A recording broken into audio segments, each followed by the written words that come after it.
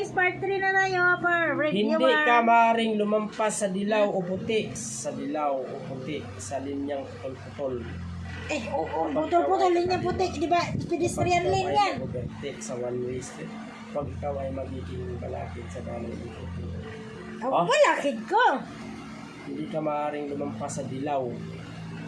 Dilaw o puti. O di ba? Pedestrian. bawal man ang- Bawal ka lumabas yan kay pedestrian lane yan eh. Balakid sa daloy o puti. Kapag ikaw ay mag-overtake sa Inuhuli nga doon sa palinta, oh. Kapag ikaw ay magiging balakid. Letter C. C siguro. Answer ko C. Na? Hindi ka maaaring lumampas sa dilaw o puti na linyang putol-putol dahil ang pagtawid sa puting linya na putol-putol ay hindi labag sa batas, pero bago ka tumitsir ng ligtas ito na kapuya pala na yung magbasa ay Kapag ikaw ay kakaliwa, kapag ikaw ay mag-overtake kasi sa magugil ka ay naipakay signal na likigwa. Ikaw ay mag-overtake sa one-way. Ano overtake sa one-way? One way na nga, overtake ka pa. O, ka Pala, hindi ka maaaring lumampas sa dilaw. Hindi ka maaaring lumampas sa dilaw. Na linyang. Letter C. Ha? Letter C. Baka iba na naman, wrong na naman tayo. Kapag hindi ka maaaring lumampas sa dilaw o puti na linyang putol-putol. Letter C. Ang pagtawid sa puting linya na putol-putol ay hindi labag sa batas trapiko. Pero bago ka tumawid, siguraduhin na ligtas itong gawin at hindi ka magiging balakid sa trapiko. Hindi daw balakid sa trapiko. Letter C.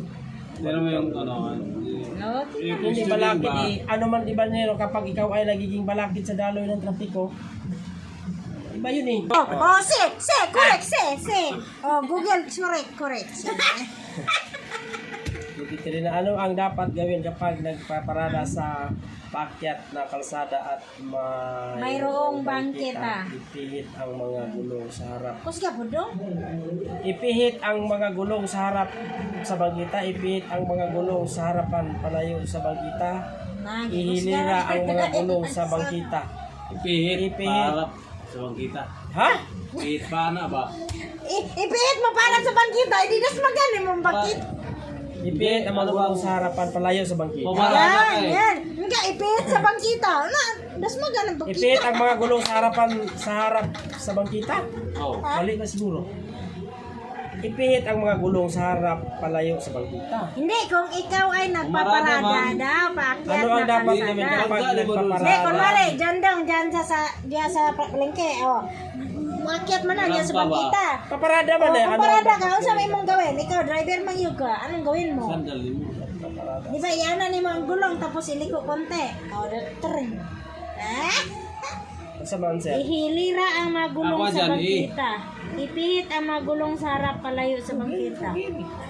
Ipihit ang mga gulong sa harap, palayo sa bangkita. Totoo ba yan no? Barada ka, iana ni mo harap, tapos mo layo. Ano, barada ko. Bangkita sa man. Bangkita, baka nang bang mag-ano, lako. Paano mag-search sa Google Pay? Letter B. Ako dyan. B, di ba B? B, explanation. Lagi Palayo ka sa harap sa pihitin ang mga bangkita kasi gulong baka palayo sa nakaparada kayo, bangkita mamaya na may aabanti yun eh. palitada kapag Umatras. Di paparada. pala sa Katabi nito, idikit ng bahagya ang gulong sa palitada sapagkat ang palitada ay magsisilbing tulong upang hindi gumulong ang iyong sasakyan lalo na kapag ang preno ay pumalya.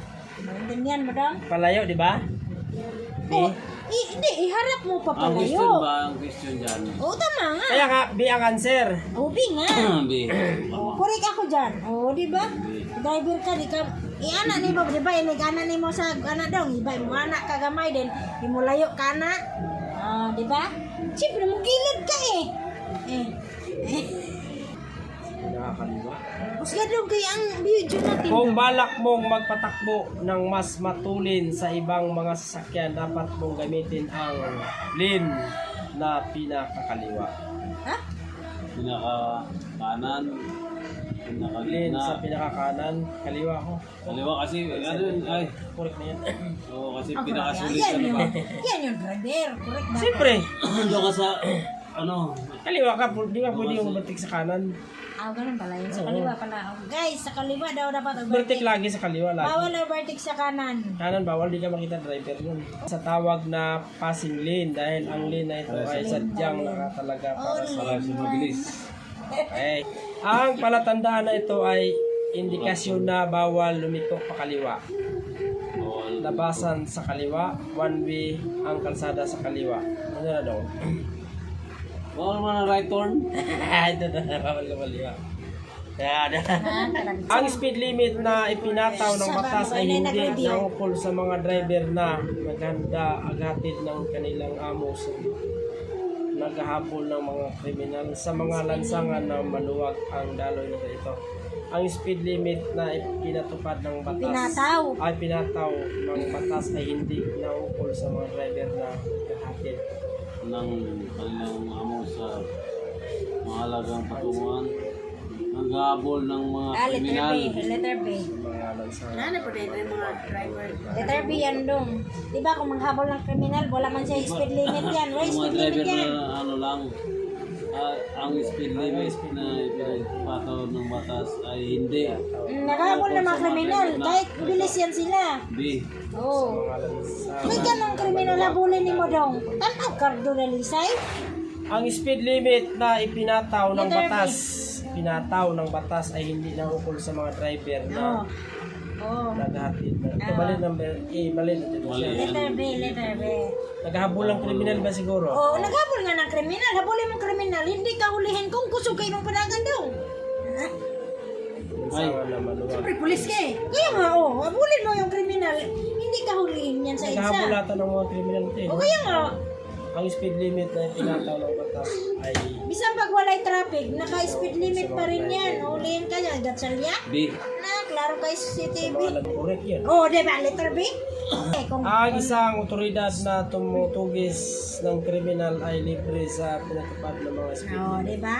Kasi kung mahabol ka ng kriminal, magpa-speed limit pa dahil ka. Paano mahabol yung kriminal? Ang mga speed limit sa mga kalsada ay dapat isipin na inirekomenda ng tulin sa pinakamainam na kondisyon. B. Inirekomenda ang tulin sa pinakamasama na kondisyon.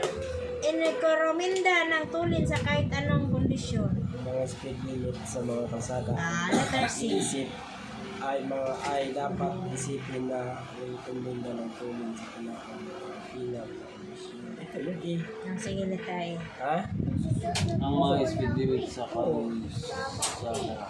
Ay dapat isipin na kumbinda ng tulin ng pinakamasama na kondisyon. Pinakamasama yung kumbinda ng tulin na kahit anong kondisyon. Oh, wrong. Correct yan. Yeah. Kung umilaw ang brake light ng sasakyan nasa inyong unahan, dapat kang Brake light daw. komanda sa pagkulima. Nasa pag-correct ka, Bere. Sabi ko, kumayo kayo na yung John. ang tinatawag na blind spot ay ang area sa inyong kaliwa o kanan na hindi mo nakikita sa side view mirrors. Ano ang dapat mo gawin kapag ikaw ay atras? Tingnan ang Rear view. buka sa sakyan para silipin lingunin ang likuran para makita ito ng malinaw. Ang tinatawag na blind spot Hindi mo makikita ba? blind spot ay ang area sa iyong likuran. Kaliwa. Ay yung kaliwa. Kaliwa, likuran. Layo na kayo. Kaliwa o kanan na hindi mo nakikita sa side Mirror, mirror. view mirror. Bull mirror yan eh. Bull mirror. Ano ang dapat? Kapag ikaw ay atras, O, anong gawin? bumaba ka muna, tingnan mo. Tingnan ang review mirror. Hindi yan. Rear Bumaba sa sakyan at para silipin ang likuran. Ano, yan. Lingunin ang likuran para makita ito ng malinaw. Ito. Tingnan? Ha? Bumaba ka mamaya. Atras yan. Sige, lingunin daw. Question. Ang tinatawag na blind spot. Kita ba mo sa kanan at kaliwa? Pag si Ogeng, maatras si Ogeng, nag-drive siya. Oo. Then, di ba, wala rin sa mirror, mga naman siya. O, di anak, yung kamot sa sakyan. Oo, wala. Tapos ano, Lingunin ka. sige, di lingunin. Lingunin. Side, Oh, nakalagay. that's relation. Ang area sa inyong kaliwa o kanan. Lingunin yan daw. Ano, kaliwa kanan pala, no? O kaya nga, hindi mo nga makita ang kaliwa o kanan. Ano ang Ay, gagawin bumaba mo? sa sakyan para silipin, no?